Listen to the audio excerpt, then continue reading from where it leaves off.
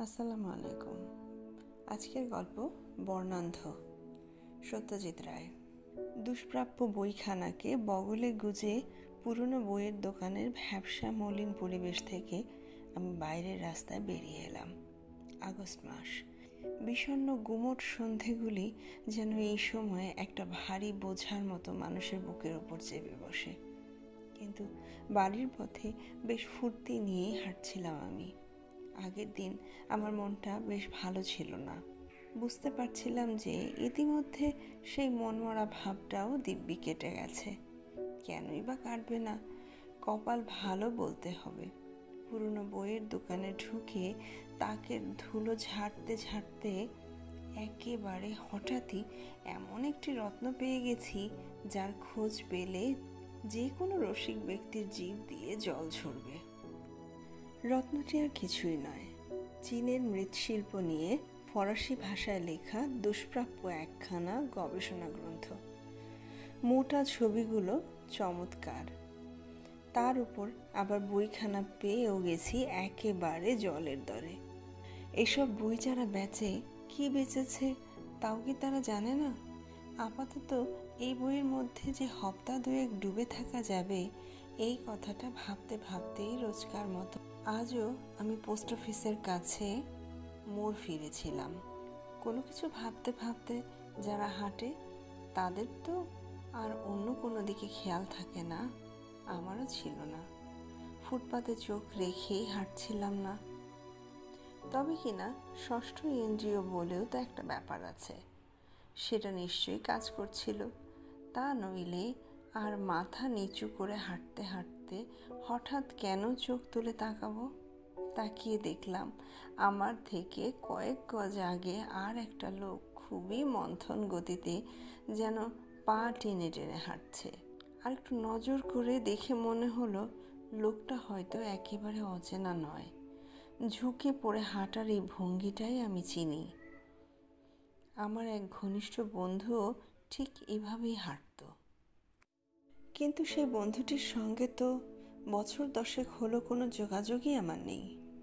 লোকটি সত্যি আমার সেই বন্ধু কিনা সে বিষয়ে নিশ্চিত হবার জন্য তাড়াতাড়ি পা চালিয়ে আমি তার কাছে গিয়ে দাঁড়ালাম। হ্যাঁ, দীর্ঘকাল যার সঙ্গে কোনো যোগাযোগ ছিল না, সেই বন্ধুটিই বটে। চেহারা আর সেই আগের মতো নেই, শরীর একেবারেই ভেঙে গেছে, তবে চেনা যায়। কাঁধে হাত রাখতে সে চমকে আমার দিকে ঘুরে দাঁড়ালো। কি ভীষণ পাল্টে গেছে আমার বন্ধুটি, এ তো ভাবাই যায় না। আগে তাকে যা দেখেছি, এখন সে যেন তার ছায়া মাত্র। আমাকে দেখে আবেগে সে কথাই বলতে পারছিল না। আমার অবস্থাটাও তথৈবচ। কাছেই একটা চায়ের দোকান।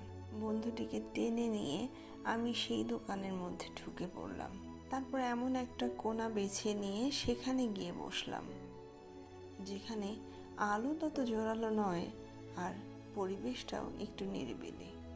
আমাদের কারো মুখেই কোনো কথা সরছিল না। চা খেতে খেতে অতীতের কথা মনে পড়লো আমার। একই স্কুলে পড়তাম আমরা, তারপর একই কলেজে।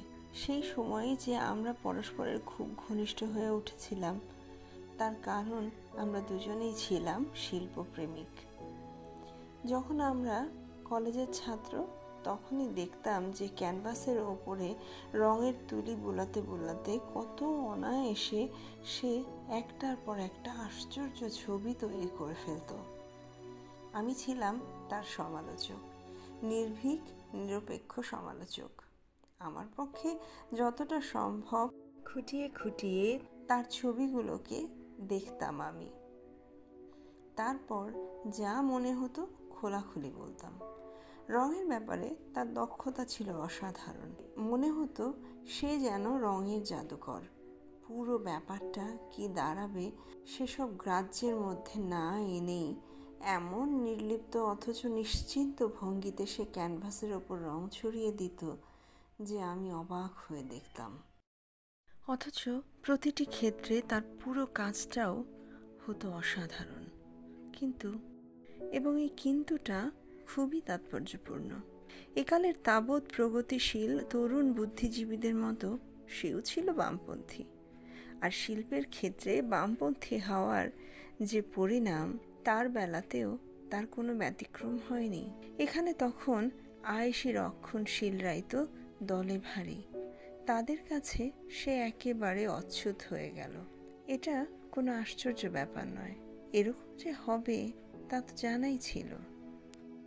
ব্যাপারটাকে সে তাই ধর্তব্যের মধ্যে আনলো না, এটাকে পুরোপুরি উপেক্ষা করে সে এঁকে যেতে লাগলো তার ছবি। একমাত্র আমি জানি যে এরপর থেকে একাডেমির নাম গন্ধ সে সহ্য করতে পারত না। শিল্পের ব্যাপারে তার প্রগতিশীল মতামতগুলি আমি খুবই সমর্থন করতাম, তার কারণ আমিও এই ক্ষেত্রে ছিলাম পুরোপুরি আধুনিক। তার তাবৎ ছবির পেছনে যে একটা সজীব মন কাজ করে যাচ্ছে সেটা আমি বুঝতে পারতাম, বুঝে খুশি হতাম খুব। আমার মনে পড়ে যে একবার সে তার ছবির এক প্রকাশ্য প্রদর্শনীর আয়োজন করেছিল, কিন্তু দর্শক একেবারে না আসায় সেটা খুবই করুণ একটা তামাশার ব্যাপার হয়ে দাঁড়ায়। তারও পুরোপুরি মোহভঙ্গ হয়। সে বুঝতে পারে যে সাধারণ দর্শক সমাজের শিল্প বুদ্ধি এখনো অতি নিচু স্তরে আটকে আছে, তার উপরে আর উঠতে পারছে না। এরপর থেকে সে তার স্টুডিওর মধ্যেই প্রদর্শনীর আয়োজন করত। অধিকাংশ ক্ষেত্রে দেখা যেত যে একমাত্র আমি তার দর্শক, আমি তার সমালোচক। সে শিল্পী আর আমি তার শিল্পের অনুরাগী, যেন পরস্পরের পরিপূরক আমরা দুজনে। এইভাবে আমাদের জীবন নেহাত মন্দ কাটছিল না। টাকা রোজগারেরও কোনো গরজ ছিল না তার। বাবা ছিলেন খ্যাত ব্যবসায়ী, ছেলের জন্য বিস্তর টাকা করি তিনি রেখে গেছেন। সুতরাং ছবি এঁকে টাকা রোজগার করতে হবে এমন কথা তাকে ভাবতে হয়নি কখনো। আর তাই আর্ট ফর আর্টস সেক, অর্থাৎ কলা কৈবল্যের ক হলেই দিব্যি সে দিন কাটাতে পারছিল। আমার অবস্থা অন্যরকম। যে কলেজে পড়াতাম, জুয়েট করার পরে সেখানেই আমি লাইব্রেরিয়ানের চাকরি পেয়ে যাই। খুব একটা ভালো চাকরি, কিন্তু তা নাই হোক, আমার শিল্প চর্চায় তো এর দ্বারা কোনো ব্যাঘাত ঘটছে না, এতেই আমি খুশি। যে কটা বছর তার ঘনিষ্ঠ সান্নিধ্যে কাটাই, তারই মধ্যে তাকে আমি অতি দ্রুত এক পরিণত শিল্পী হয়ে উঠতে দেখেছিলাম, যা দিয়ে একজন সত্যিকারের প্রতিভাসম্পন্ন শিল্পীকে চেনা যায়। সেই লক্ষণগুলো ইতিমধ্যে অতি স্পষ্টভাবে ফুটে উঠেছিল তার কাজে। আমি বুঝতে পারছিলাম শিল্পকলার জগতে শ্রেষ্ঠ এক বহুমুখী প্রতিভা হিসেবে হঠাৎই সে বিখ্যাত হয়ে উঠবে। তার আর দেরিও বিশেষ নেই। সাগ্রহে সেই দিনটির জন্য অপেক্ষা করছিলাম আমি, কিন্তু আমি ভুল করেছিলাম, ভীষণ ভুল করেছিলাম। হঠাৎই এমন একটা ঘটনা ঘটে যায় যা ঘটবে বলে আগে বুঝতে পারিনি। পরস্পরের কাছ থেকে দূরে সরে যাই আমরা, এমন একটা জায়গায় সে চলে যায়। খ্যাতি, শিল্প, এমনকি আমাদের এই চেনা জগতের সঙ্গেও যার ব্যবধান অতি দুস্তর। ব্যাপারটা শুরু হয়েছিল নিছক ঠাট্টা তামাশার ভেতর দিয়ে। সন্ধ্যের দিকে প্রায়ই তার ফ্ল্যাটে আমি আড্ডা দিতে যেতাম। বছর 10 আগে জানুয়ারির এক সন্ধ্যেয় সেই রকম আড্ডা দিতে গিয়েছিলাম। মায়োপিয়ায় ভুগত বলে সন্ধ্যের দিকে সে ছবি আঁকার কাজ বড় একটা করত না। সেদিন কিন্তু সে বেশ বড় একটা ক্যানভাসে খুব বিভোর হয়ে রং ধরাচ্ছিল। লোকটা এতই তন্ময় হয়ে করছিল যে আমি যে ঘরে ঢুকেছি তাও সে টের পায়নি।